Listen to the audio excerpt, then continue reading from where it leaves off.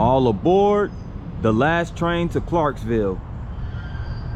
This beautiful mural right here was commissioned by the Clarksville Arts and Heritage Council through a grant from the Tennessee Arts Commission and painted by artist Rick Cavanez. The last passenger to Clarksville stopped at the L&N Depot on 10th Street on August 31st, 1968. And this was at the Louisville and Nashville Depot. So shout out to Rick Cavanez for this beautiful sculpture. Let's get it.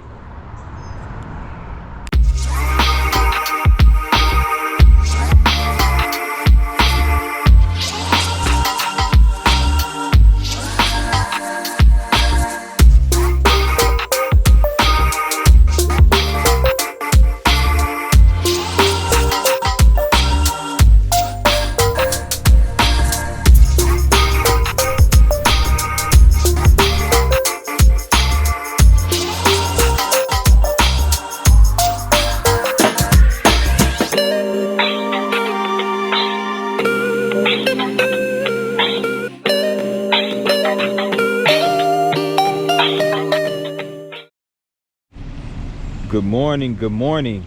This is P9 coming at you with another vlog. And this morning I am here in Clarksville, Tennessee.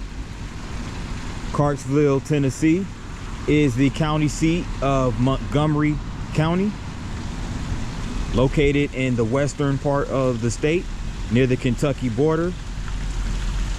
And Clarksville is the 5th most populated city in Tennessee, behind Nashville, Memphis, Knoxville, and Chattanooga.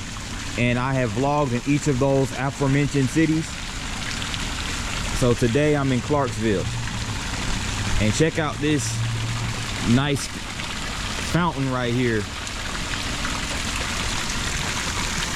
Really nicely sculptured. As you can see, you have the children playing. And you have the babies, the baby heads with water coming out of them. So it's a good way to start off the video.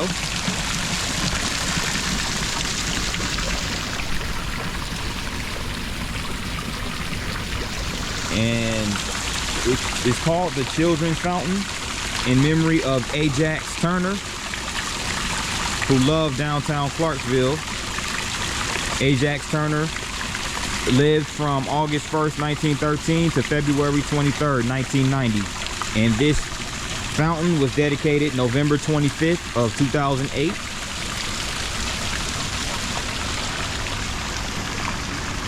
And this area right here is called Strawberry Alley.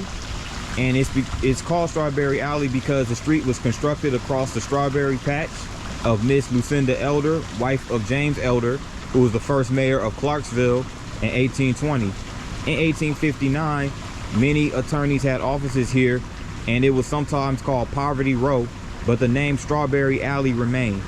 After World War I, the alley from Public Square to 2nd Street was extended and renamed Legion Street. And in 2008, under the leadership of Mayor Johnny Piper and the Clarksville City Council, this street was renovated, and the name Strawberry Alley restored the area from 1st to 2nd Streets. This area from 2nd to 3rd Street remained Legion Street. So yes, this is Strawberry Alley over here.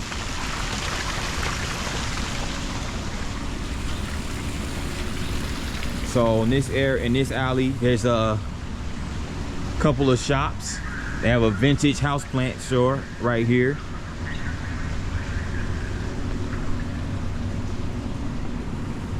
You have an exotic smoke shop right over here.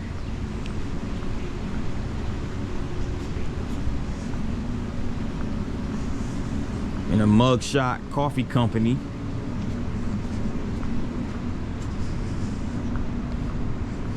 Sneaker Riots. Established 2018. Okay, so let us put their motto is let us put the heat on your feet. So they must got some fire shoes in there. Nothing wrong with getting some nice footwork. All you sneakerheads out there. And this building is literally called Strawberry Alley Ale Works. So guess it's like a restaurant. Not too many things are open right now because this is like 8 o'clock in the morning. So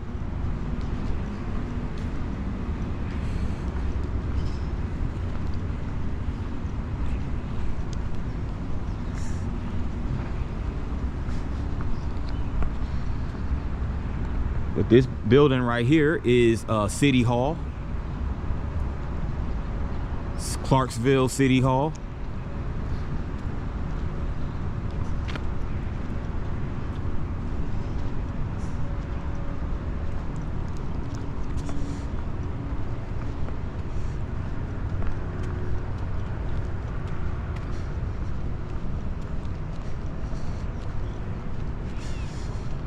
And check out this statue.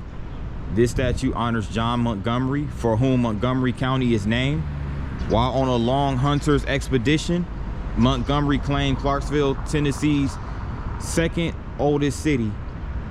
So named for General George Rogers Clark. And this statue was erected in 2002 on Main Street, Clarksville. So this is a dope little sculpture. So Clarksville, Tennessee, again, this is Tennessee's second oldest city.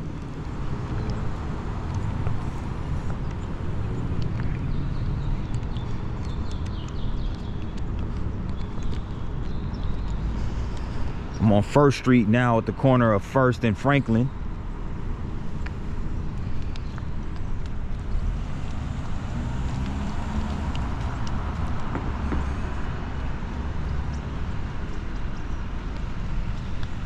This is an art gallery called the Downtown Artists Co-op, or the DAC for short. And it's in a building, it's in a old brick building that was constructed in 1887.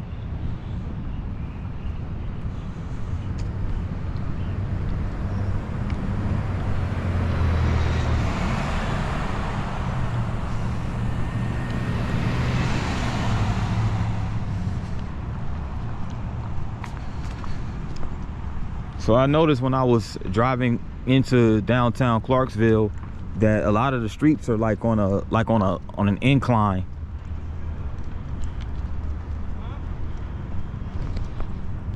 So it's kind of similar to how it was when I was in Knoxville a few weeks back.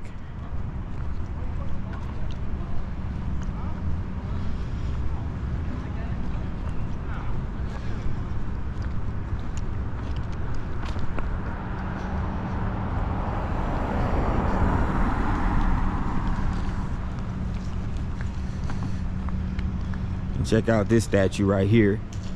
This statue is just commemorating the women's rights to vote.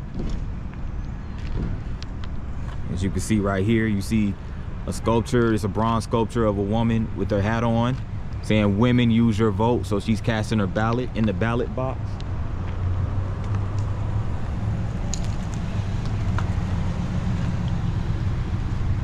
It's a nice sculpture. And on this granite stone right here, it says, on August 18th, 1920, Tennessee cast a deciding vote to ratify the 19th Amendment to the U.S. Constitution. American women finally won the right to vote. This monument, Tennessee Triumph, honors our suffragists.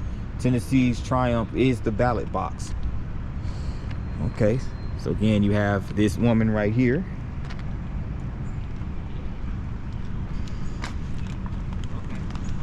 So women at one point in time were denied the right to vote. Vote shall not be denied on account of sex. Okay, I hear that. And it sits right alongside this building right here. I think this is the old City Hall. It now houses the Clarksville Parks and Recreation Department. So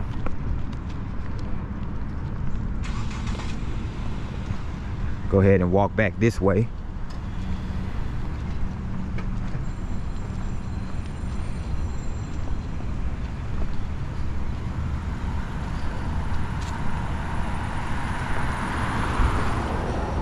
Yeah, it's a little chilly this morning. It's starting to feel like fall.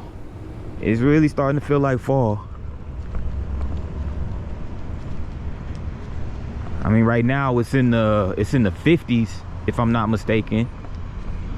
But the sun is out, so if I looked at the weather report, it should be getting into like the low 80s. So it's going to warm up eventually. I say probably by 11 a.m. to 12 p.m. somewhere up in there.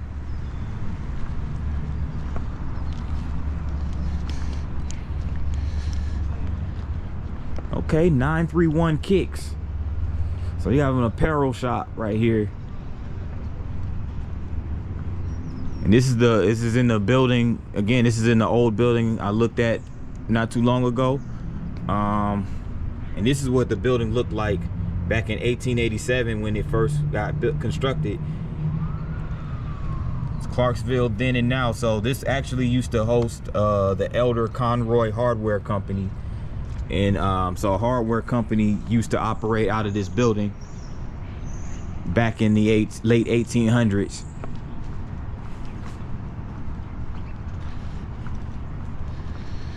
So it's now occupied by an art gallery and a shoe store.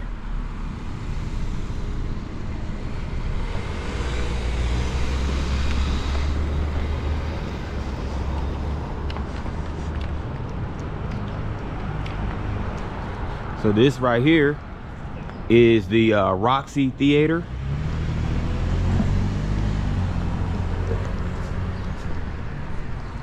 Let me get a wider shot of it.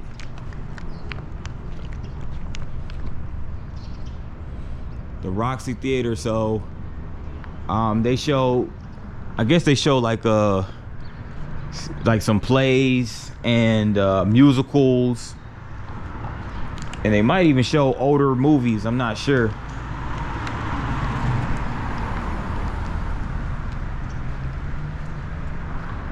The Rocky Horror Show.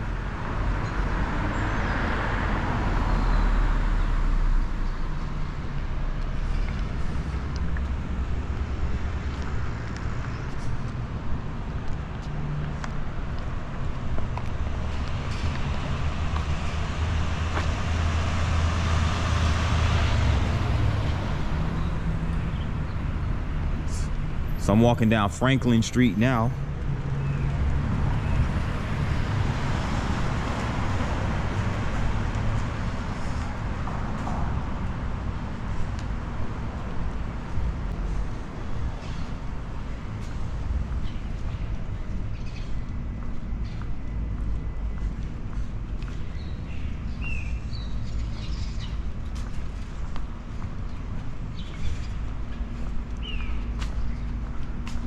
So as usual, I have to make note of the original inhabitants. And the original inhabitants of Clarksville are the Cherokee natives.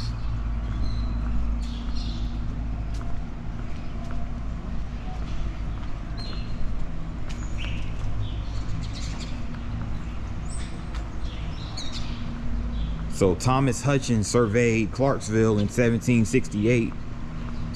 And it was at a rock bluff at the confluence of Cumberland and Red Rivers where there was a navigational landmark that was discovered. But again, originally inhabited by the Cherokee Indians. So of course there was those negotiations between the settlers and the native Indians, Cherokee tribe. You can see right here they have the Black Horse Pub and Brewery. So this looks like kind of like the entertainment district of Clarksville.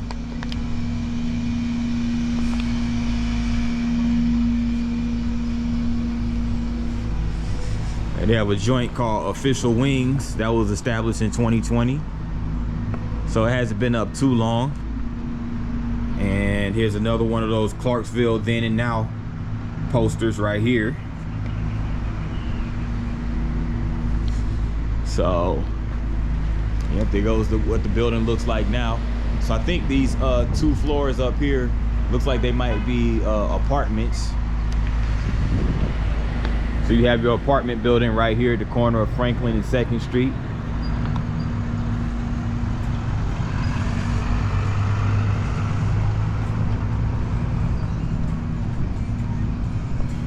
One of my favorite places to go, right over here, they have a record shop, Clarksville Record Shop. Okay, right here. So they sell new and used records, turntables, and vinyls. And here's a marker with Clarksville Slave Market. Prior to the Civil War, kept in a pen located at this corner, enslaved people waited to be sold at auction at the county courthouse. Prior to the fire of 1878, the courthouse stood on the north side of Franklin Street between 1st and 2nd. Enslavers also sold many of the people enslaved at the market house located in the middle of the public square. In 1860, the enslaved population constituted almost half of the people living in Montgomery County. Clarksville's tobacco industry especially profited from enslaved labor. So okay, so tobacco was cropped here in Clarksville. So check this out. They got Biggie Smalls ready to die. Okay.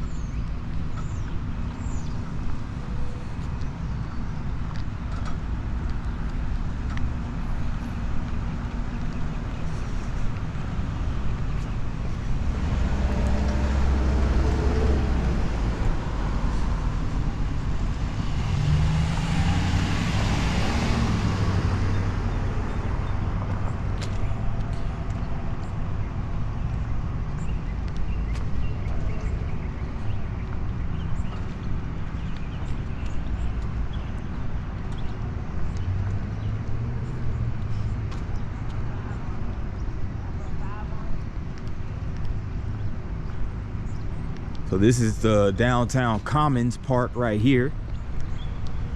This park looks like it wasn't too long ago landscaped and built.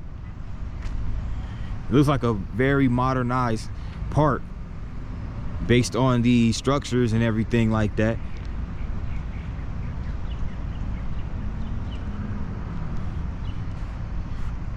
And this grass right here looks like it's artificial turf.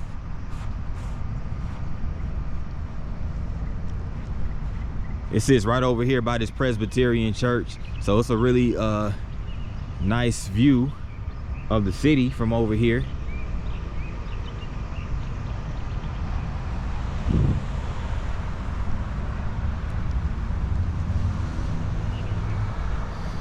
So a lot of space over here. You could, you know, come and have your little sit down and just kind of chillax. This is a really cool area to chill in.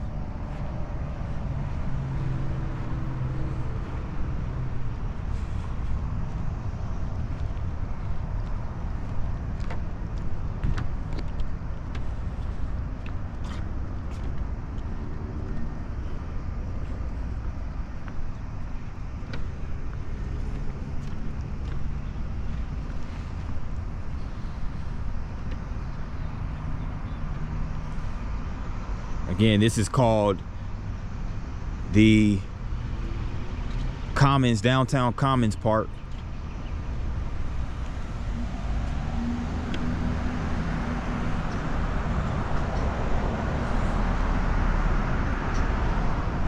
Oh wow, in 1878, a disastrous fire destroys 15 acres of downtown Clarksville in one night. Jeez.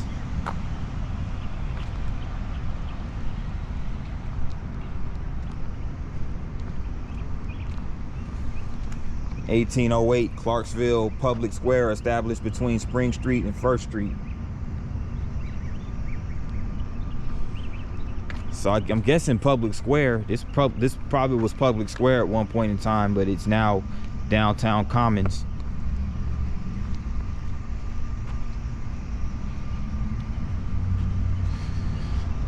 What I want to do is come down here.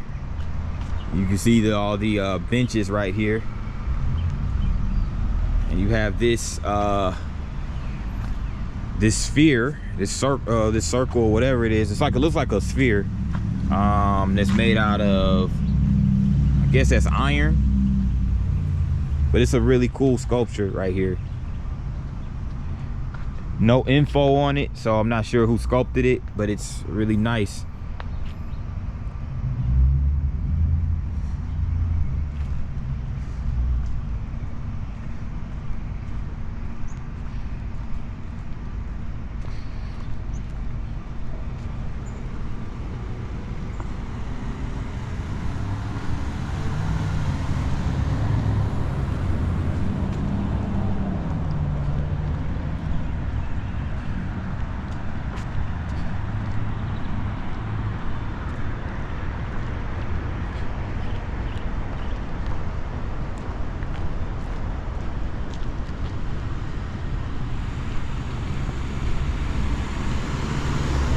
This right here is FM Bank Arena.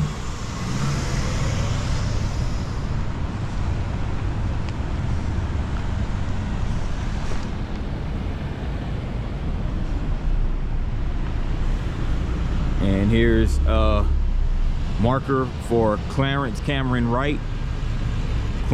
Dr. Clarence Cameron White, born in Clarksville, Tennessee, rose to international prominence as a violinist, composer, educator, and conductor. He studied composition with Samuel Coleridge Taylor and violin with Michael Zacharich. White taught at Washington Conservatory of Music, West Virginia State College, now West Virginia State University, and Hampton Institute, now Hampton University. A noted violinist and composer, White, an African-American, won a Harmon Foundation Award, Rosenwald Fellowships, and the David Bisham Memorial Medal for his opera, Awanga. He died in New York in 1960, so this is the first time I've heard of Clarence Cameron White. I'm always, when I go vlog in these different cities, I'm always learning about a new historical figure. So I gotta look it up. He was a violinist, composer, educator, and conductor. So I gotta do my homework on Dr. White. Excuse me.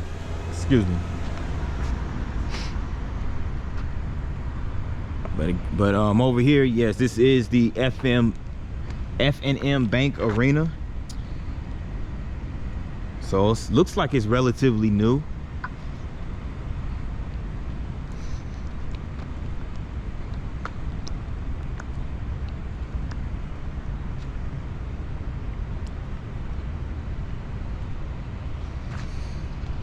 This is a multi-purpose venue, and it's actually home of the Austin Peay State University Governors men's and women's basketball teams.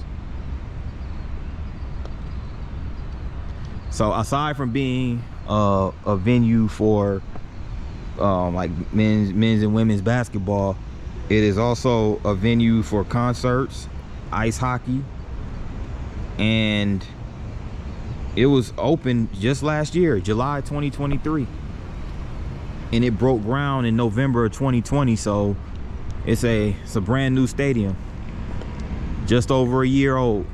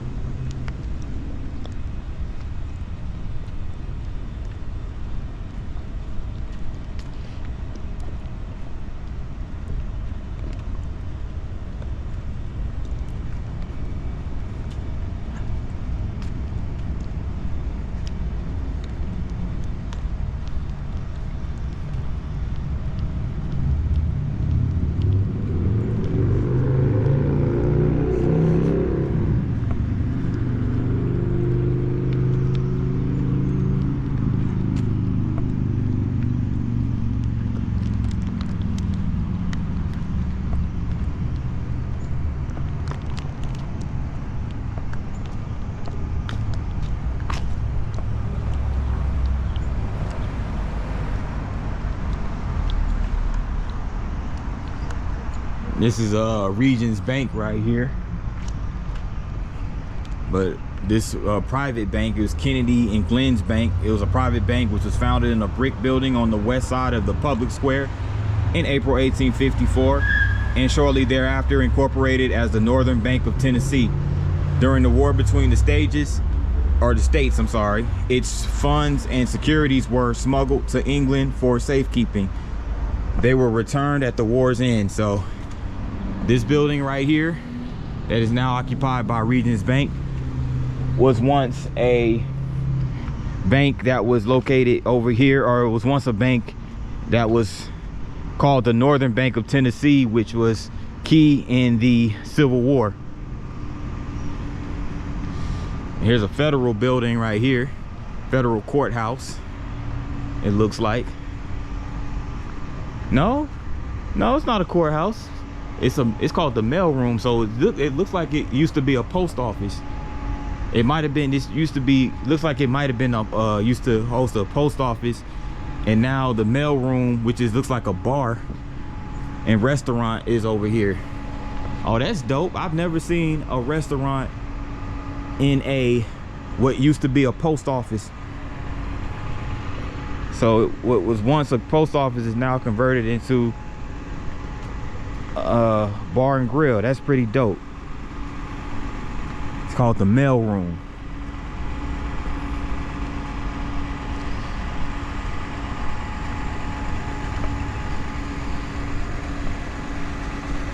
And this over here, this building right here, is the Clarksville Transit System building.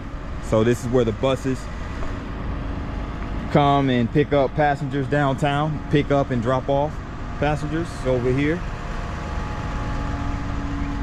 Legion Street. In the early 1920s, this area from Public Square to 2nd Street, known as Strawberry Alley, was widened and extended to 3rd Street and the area designated Legion Street to honor the veterans of World War I. So yeah, here you have it. You have Legion Street there, and you have down the Strawberry Alley down this way.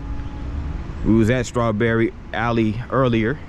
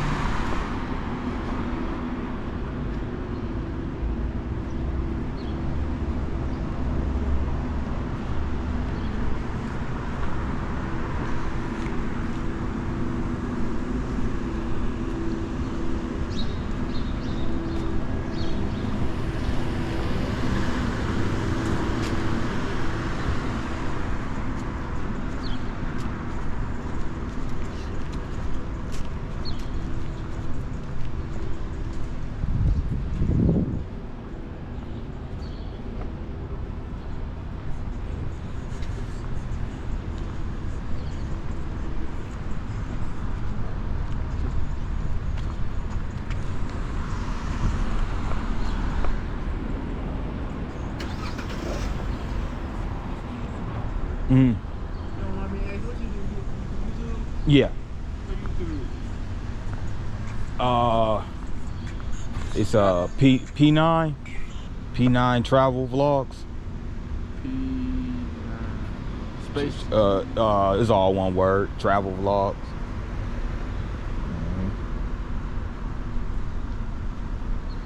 Right here. Yeah, that's me right there. My boy. support. Oh man, appreciate the support, brother. For real, I got you, my boy. All right, thanks a lot, man. Hey, yeah, I appreciate people like that show support to the channel. You know, it's always good. So, hey, you have a YouTube? Nah, I don't drop shit. I just got it. Yeah. Okay. If anything need me to support, man, I got you. You know. I got you, bro. All right. Appreciate you, bro. Hey, yeah, no problem, man. Thank you. Yes, sir.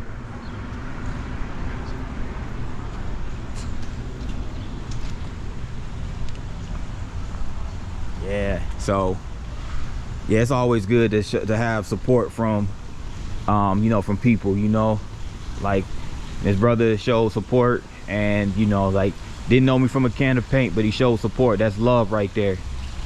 I really appreciate that. And check this out right here. This is a nice little waterfall type thing going on right here. Nice sculpture.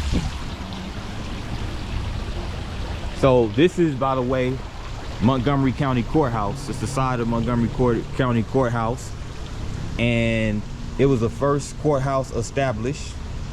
Tennessee awaits statehood. So this is basically these markers give you a timeline of when Montgomery County was established and the courthouse, and this was prior to Tennessee achieving statehood. And here you go right here. It just gives you like a history of Tennessee back during that time, back in the late 18th century.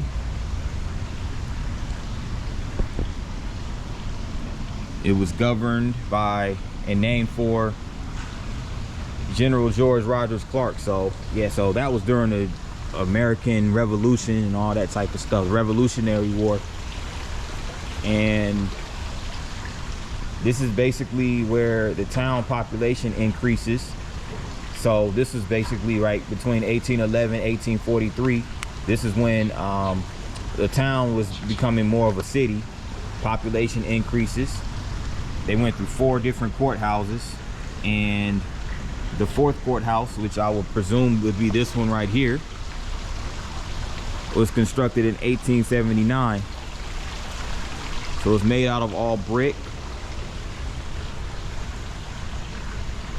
and a blaze consumed 15 acres. So the downtown and courthouse was destroyed. So it was a wide sweeping fire that took place back in the 1840s, and it was another fire. It looks like it was a fire in 1878. Well, yeah, it was the fire in 1878 where the 3rd courthouse was destroyed and 15 acres of downtown was destroyed. So yes, it's nice that they have this little these markers that illustrate the timeline of the city. The Grand Judicial Building constructed 1879 to 1900, and 1999 disaster strikes again. Courthouse rises from ashes. Okay.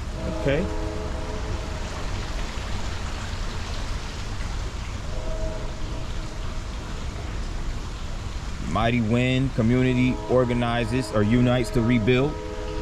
So they had not only they have a fire, they had a tornado, F4 tornado in January 1999, which struck much of downtown Clarksville.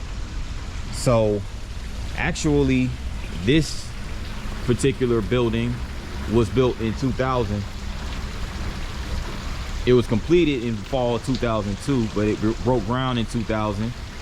So it was built after the tornado in 1999. So yeah, you have the courthouse right over here, the court center. So just kind of around the government buildings and everything like that.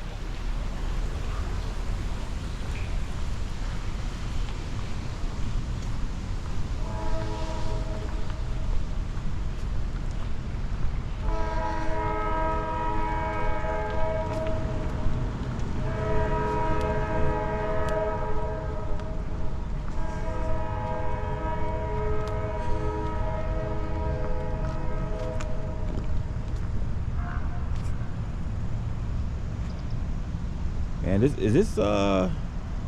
Who is this? Not sure who this sculpture is. It's nice though. It's a sculpture of looks like a teacher and with a box in her hand, and it's a little dog right here. Oh, here it is right here. It's information on it right here. It's called Nora. It's a sculptor by the name of Andrea Luger who sculpted this back in 2007. It's casted in bronze, as you can see right here. And again, it was dedicated in 2007. And it's a sculpture of Leonora Nora Witzel, who was a pioneer of early 20th century small town photography and one of the first women in Clarksville to have broken the glass ceiling professionally in what was then the most certainly a man's world. Advancing beyond portraiture, she documented the architecture and landscape of the area.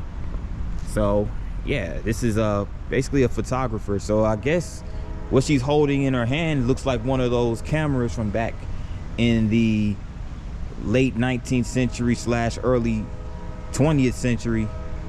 It's old school camera, but yeah, that's what I think she's holding in her hand. So just a photographer capturing the history of the small towns, which Clarksville was during that time. It's a pretty big city now though. It looks like it's like I mentioned earlier, it's the 5th largest in Tennessee. So it's a pretty big city now.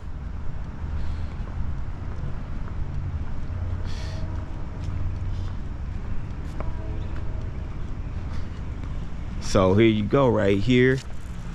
Clarksville Civil Rights Monument. On July 26, 1948, President Harry Truman signed Executive Order 9981, mandating the desegregation of military installations such as Fort Campbell.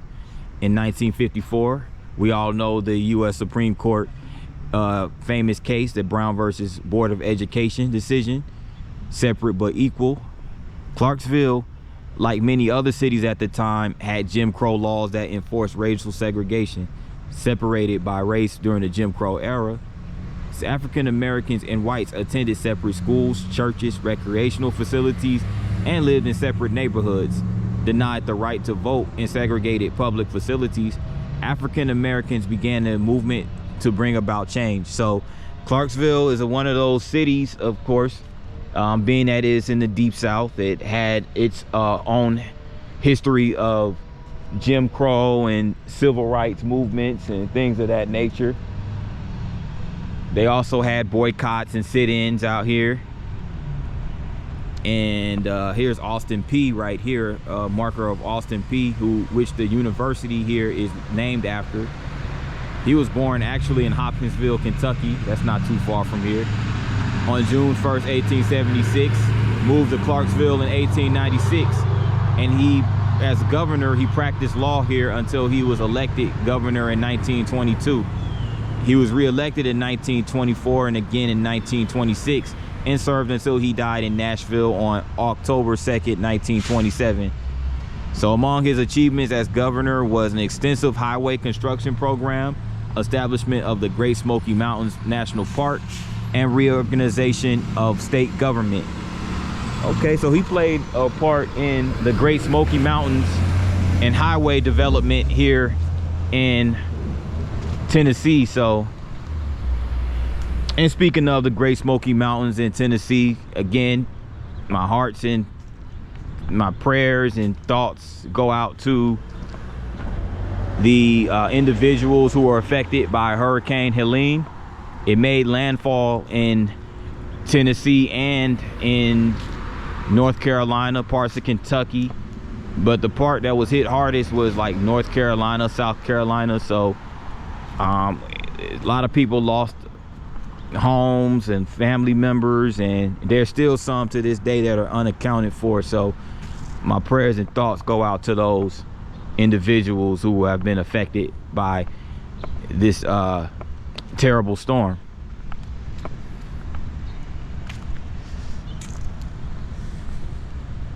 And yeah, this is the state of Tennessee District Attorney's 19th Judicial District. So first launched as a weekly newspaper under the name of The Chronicle by Francis Richardson. In 1808, it merged with its younger rival, the Tobacco Leaf, at an unknown later date. It is believed to be Middle Tennessee's oldest newspaper. So I'm reading that marker over there, and this building right here is where the first newspaper and publication was. They operated out of this building. So it was called the Chronicle, which merged with the Tobacco Leaf. So now this building hosts the district attorney's office.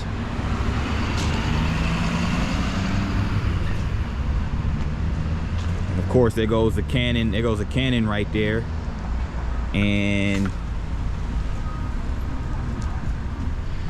you have right here this gentleman in this bronze statue, sculpted by Scott Wise, October 2003.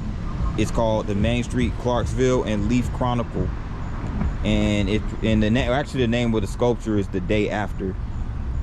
So it was presented by Main Street Clarksville and the Leaf Chronicle, and it just has this gentleman sitting down reading the newspaper, which was the Leaf Chronicle.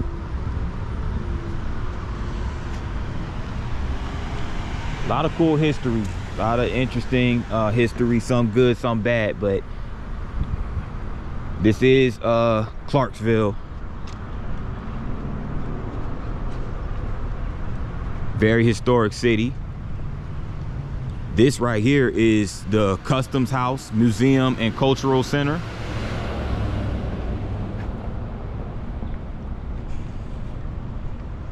This building was built in 1898. So it's one of these National Register of Historical Places buildings. So it functions as a cultural center museum.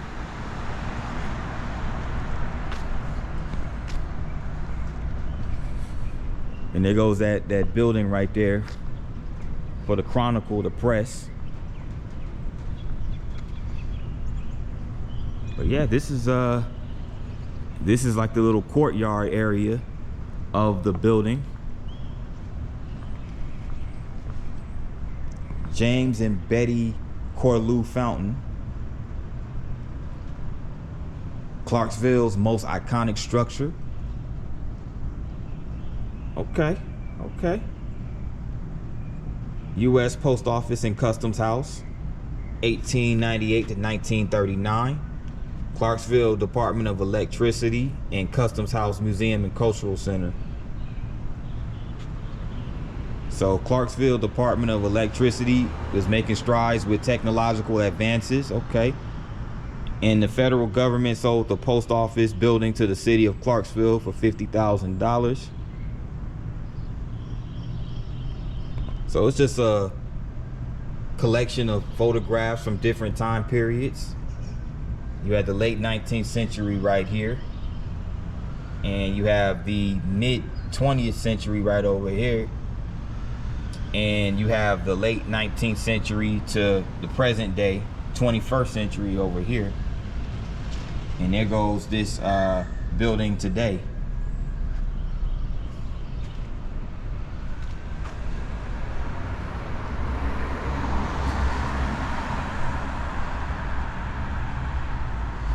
It's a nice museum.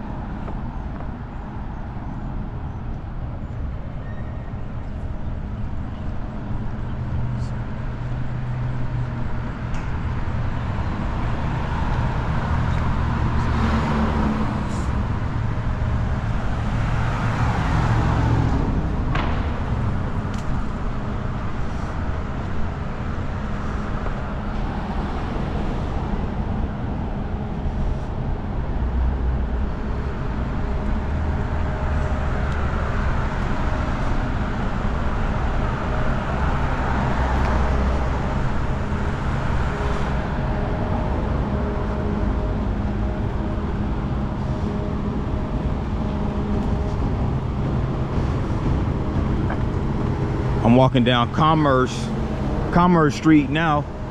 Commerce Street is one of those kind of like inclined streets.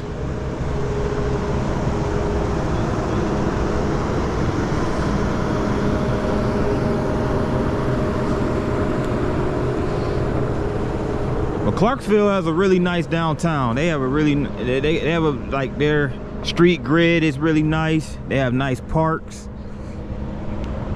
You know, it looks like it has a laid back vibe to it. You know, I mean, I get it. It's only early in the morning, so there's not a lot of people out right now, but it looks like, generally speaking, it's pretty laid back.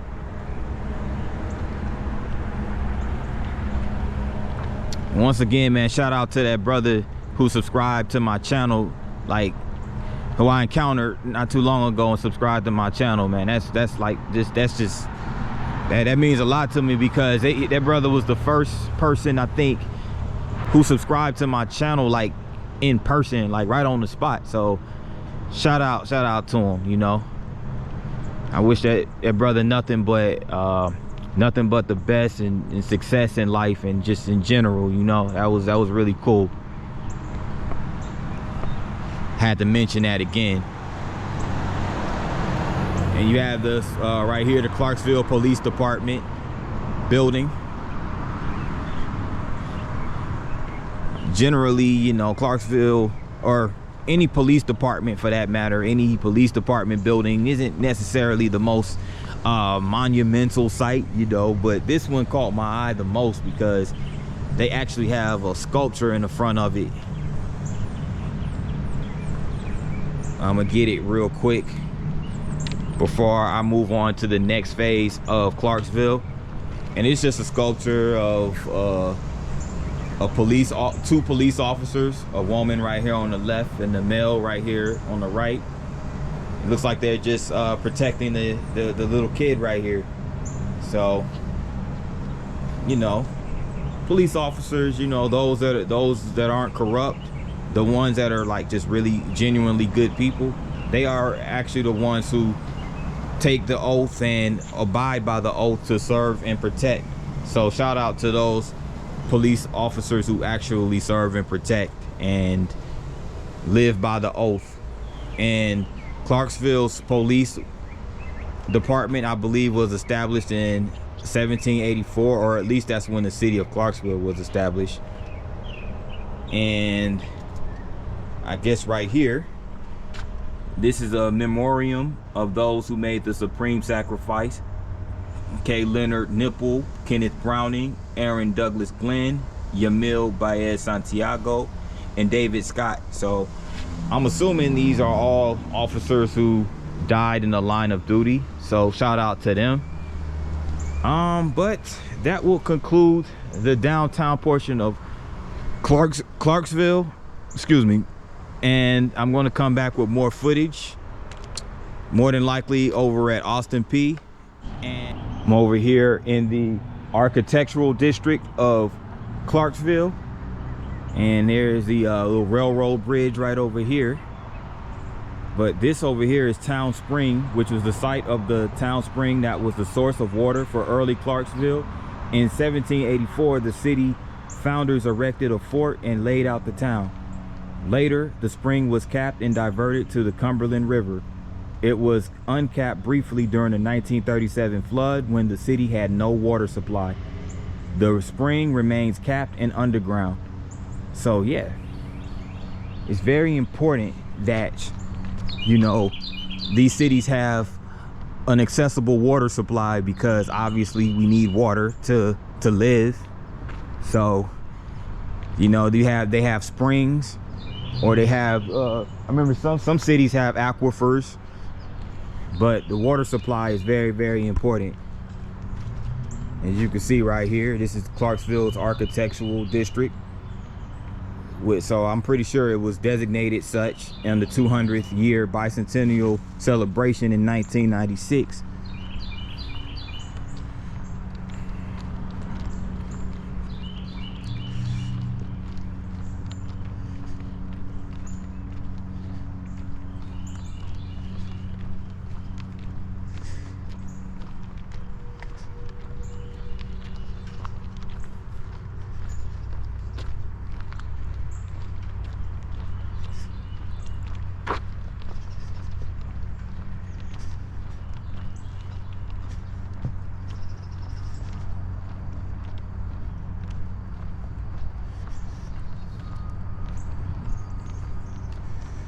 So I'm guessing this is this building right here was the depot for the Louisville and Nashville Railroad.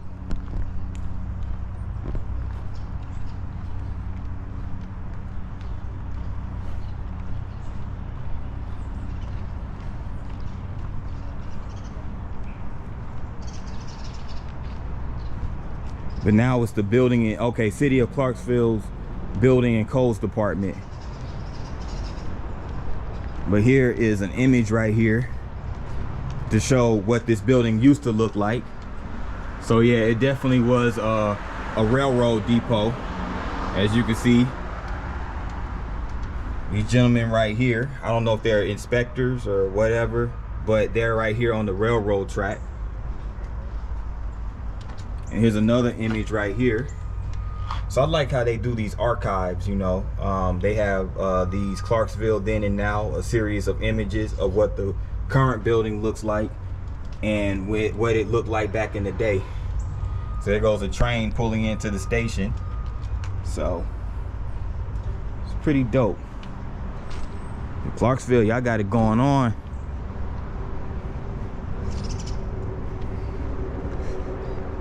As far as the architects and the city planners, developers, I definitely got to give a special shout out to y'all. But yeah, this was definitely a railroad depot right here. And we just saw a few minutes ago that railroad bridge.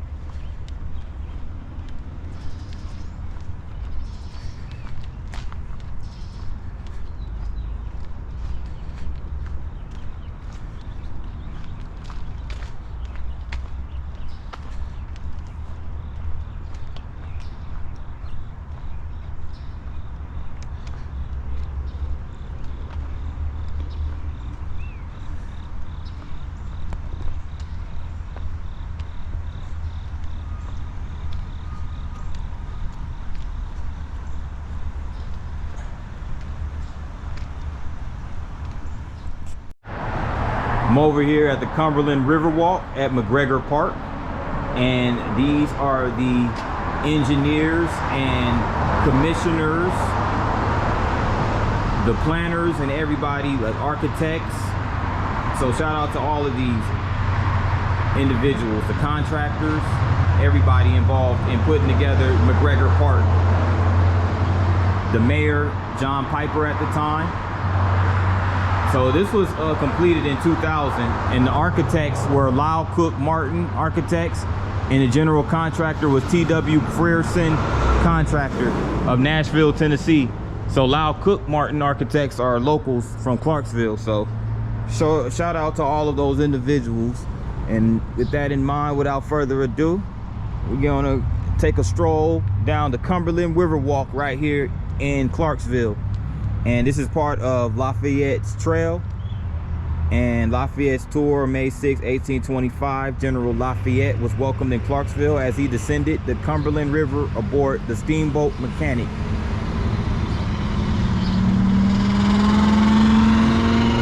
And here's a marker right here highlighting Clarksville's role in the Civil War.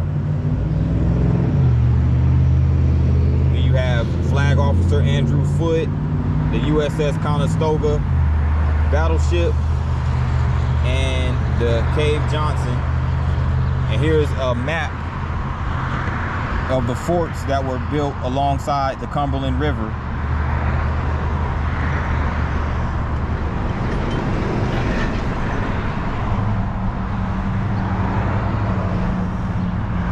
So it was a gunboat, the USS Conestoga gunboat, operated by Flag Officer Andrew Foote. Okay.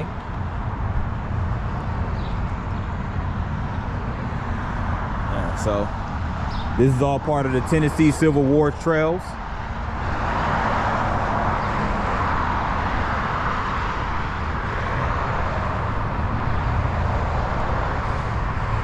And of course, there goes the river. There goes the Cumberland River.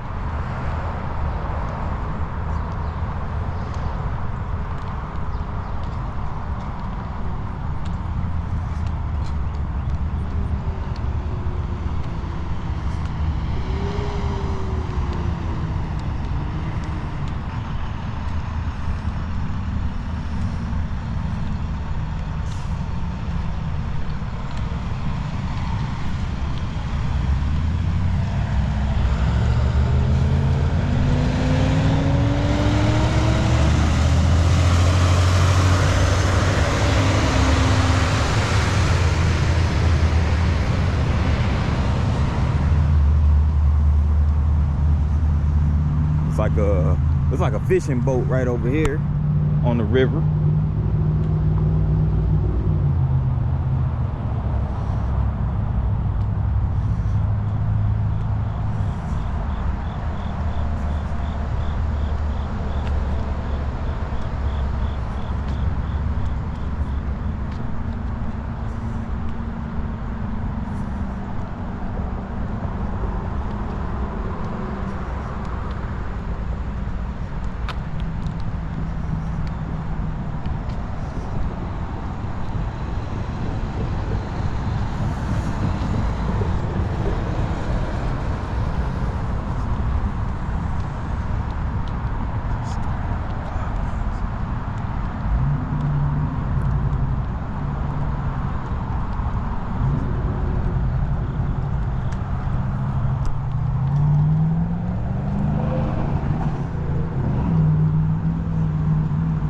Guys, bear with me.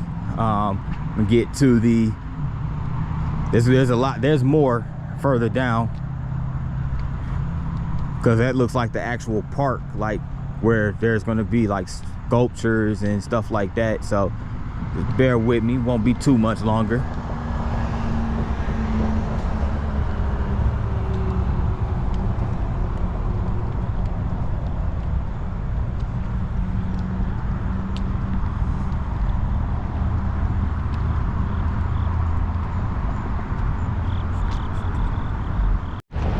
Okay, I'm over here at the Cumberland River Center.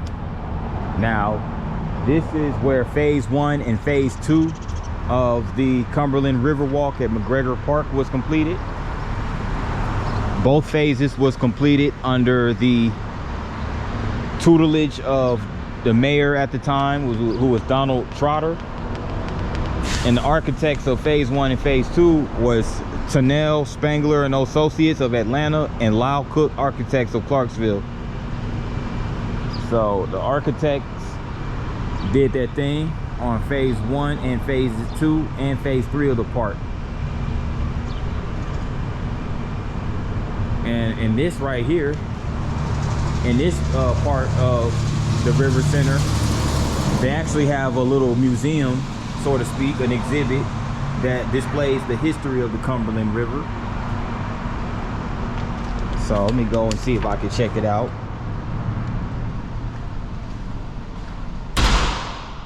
And of course, it shows the prehistoric history right here, the different rocks and prehistoric animals, geographical features such as rivers and lakes.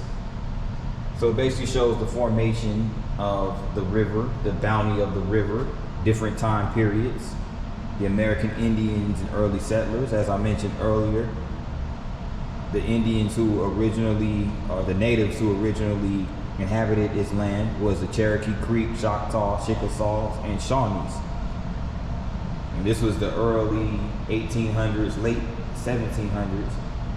And of course, you have the river transportation. So in the 1780s and 1920s is when a lot of these river vessels were constructed, wharf boats and keel boats. So, you know, that was also very essential. Flat boats and keel boats, they were essential in river transportation and commerce. The river and Civil War, so of course the Civil War history. There goes one of the colonels, Colonel Sanders Bruce, and then you have families right here. There goes the gunboat, and so it just gives you different histories of the Cumberland River. So this is this importance in tobacco cultivation, Clarksville tobacco. Oh wow. Okay. They have the flags hanging up right here. It's the Tennessee state flag, and there goes Clarksville's city flag, the American flag, of course. Not quite sure what this flag is, but it's donned in green and red stripes. So, yeah. And you you have the history right here, settlement of Clarksville, the timeline, overland route, survival shows onto the Ohio. So it also shows how these rivers link together. And there goes Clarksville right here. Cumberland also flows down to Nashville at the Big Salt Lake. So this is basically, they just show all the different reaches of the Cumberland River, its confluences and everything like that. It even has a confluence with the Ohio and the Mississippi rivers. Then it even flows out to Knoxville around the Holston River. So yeah, the settlement of Clarksville, 1780 to 84. It's the guy who was named after George Rogers Clark. Fought in the Revolutionary War and all that stuff. And again, tobacco was a major crop here in Clarksville. So they did show the different warehouses where these tobacco products were sold out of, how they were manufactured and packaged and all that stuff. All right, over here, tobacco exchange. So we was I think we were over there by that building earlier, over there near Public Square. And of course the railroads and the rivers. So the railroads and the river definitely have a huge impact on transportation, especially as it pertains to commerce. So the Louisville and Nashville Railroad ran through Clarksville. As you can see, there goes an old picture of the banks of the Cumberland River. And a lot of those buildings right next to the river were warehouses. Tennessee Central Railroad,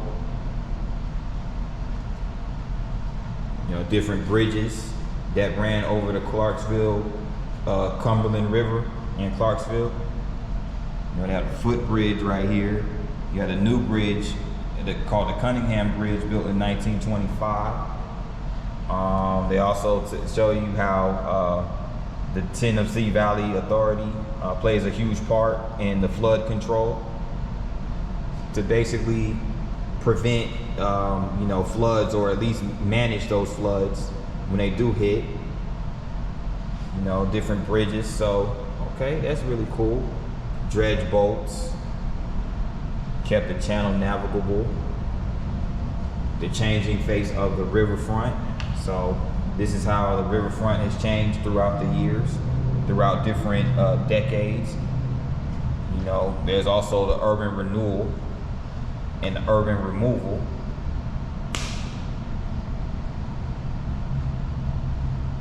So cities' dependence on river transport declined and tobacco industry modernized its production, and the riverfront was gradually abandoned. So there was no need for any more river boats. They just, you know, they basically, public production became modernized, and you know, a lot of production was done in these like factories and stuff like that as the river flows. So this basically shows how the Cumberland River flows, and you know, flows by Hartsville, Carthage, Nashville, Ashland City, Clarksville, and downstream to Dover. All of those are cities and towns right here in Tennessee. The world's largest catfish was pulled from the Cumberland River by Robert Lewis of Woodlawn, Tennessee. He caught a 112-pound, 54-inch catfish on June 7, 1998. Wow, 112 pounds? Dang. I know that net had to, whatever that net was he used to catch that catfish. Wow. Cumberland River walk at McGregor Park. So Clarksville comes back to the river. So that's where we are right now. That was in 1999, where the first phase of the Cumberland Riverwalk at McGregor Park was completed. And yeah. So these are acknowledgements to everybody who played a part in the exhibit. So shout out to all of these individuals. You have the individuals who did the graphic design. research and writing, research. Yeah, really dope.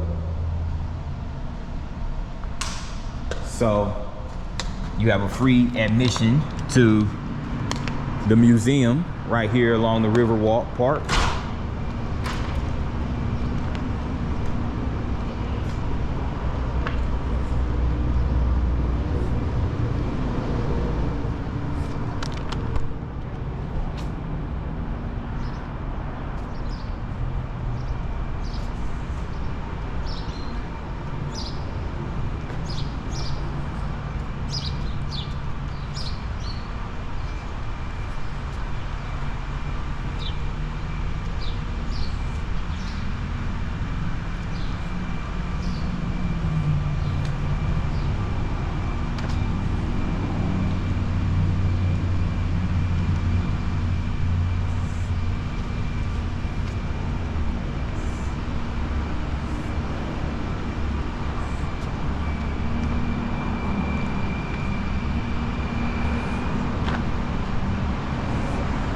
We got a playground right here by the river.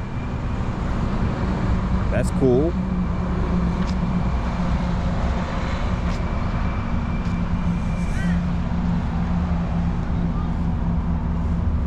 And this is the towboat propeller sculpture made possible by Captain John B. Richter Sr.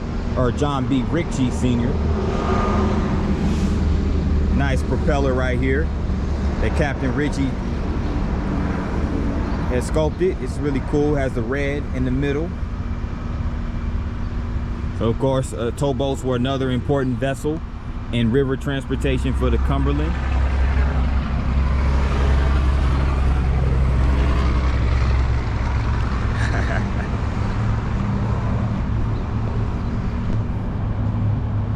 I gotta do my little selfie every now and then, so.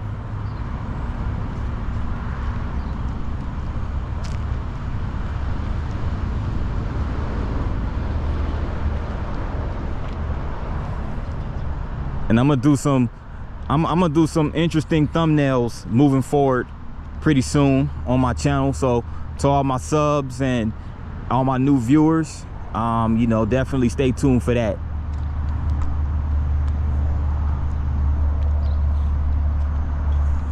I got a Wendy's right there, Wendy's restaurant. And the Wendy's, reason why I mention them is because they made donations and different type of contributions to the development of this park. So shout out to Wendy's.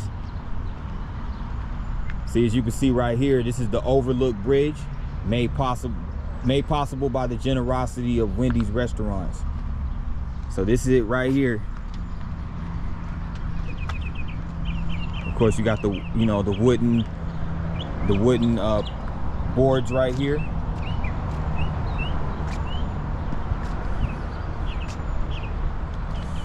And you know, you have the benches and tables down there where you can sit and eat lunch, dinner, whatever. And they have a swing over there as well. Or you can just stand right here on the bridge and just kind of take in this river right here. Nature at its finest. You hear the birds chirping and listen to all the animals and look at the flow of the river. So there you have it, the Cumberland Riverwalk. Really nice park.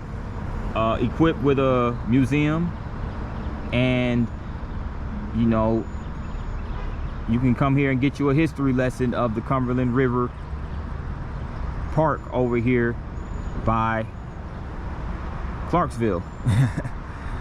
So there you have it. So moving on to the next phase of the video, so stay tuned. I'm over here on the campus of Austin Peay State University. Austin Peay State University was established in 1927 and named after then Governor Austin Peay. So literally the state mascot is called the Governors. And this is one of the university buildings, Castle Heights.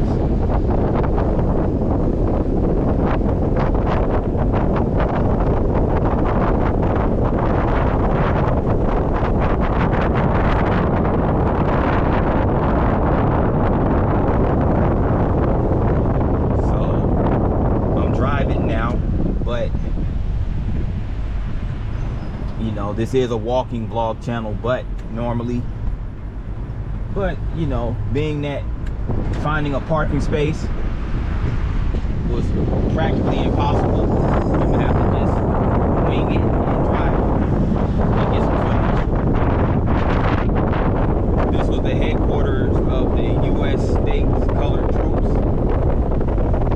And that's the Dunn Center, so that's one of the athletic facilities.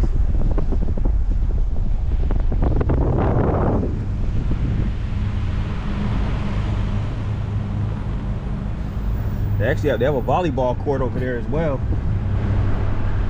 The athletic complex. They have a tennis court right there.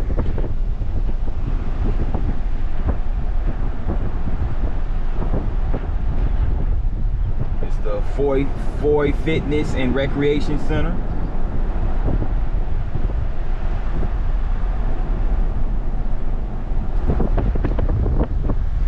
This is the Austin Peay State Governor's football stadium.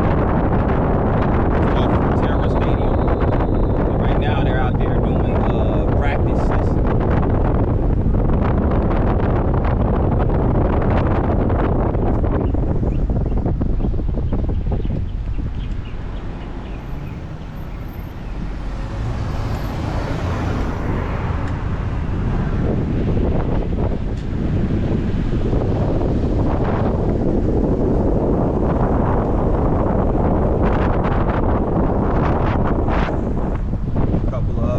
Educational buildings. It's an art and design building right here.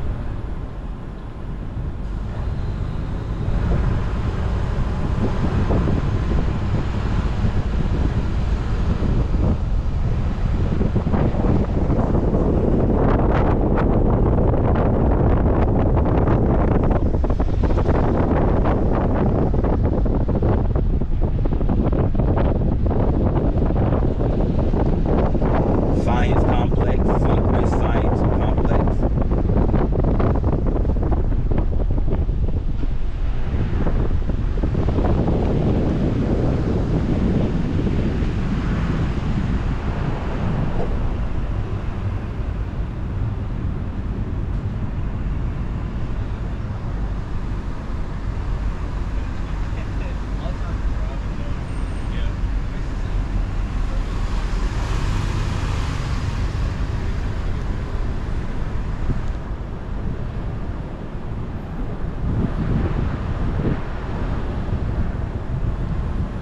Clement building, whatever that functions as.